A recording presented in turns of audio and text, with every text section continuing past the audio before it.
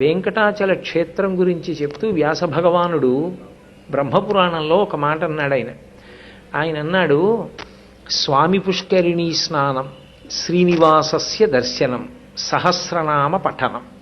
ఈ మూడు ఒక్కరోజు చెయ్యడం అంత తేలికైన విషయం కాదు. అది విశేషమైనటువంటి తపస్సు. అనగా పూర్వపుణ్యము కొంత జీవుని యొక్క ఖాతాలో ఉన్నవారు తప్ప దాన్ని సాధించుకోలేరు. అది అంత తేలికైన విషయం కాదు అని.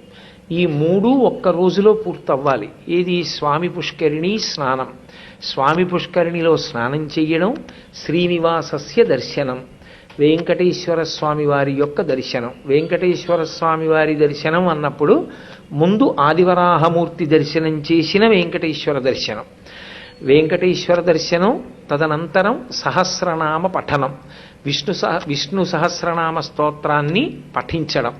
ఈ మూడు ఒక్కరోజు ఎవరు చేస్తాడో వాడు భగవంతుని యొక్క పరిపూర్ణమైనటువంటి అనుగ్రహానికి నోచుకున్నవాడు అని లెక్కలోకి తీసుకోవచ్చు. ఇక వాడు చెయ్యవలసింది భగవంతుని చేత అనుగ్రహింపబడినటువంటి కటాక్షమును జాగ్రత్తగా నిలబెట్టుకునేటటువంటి ప్రయత్నం చెయ్యాలి.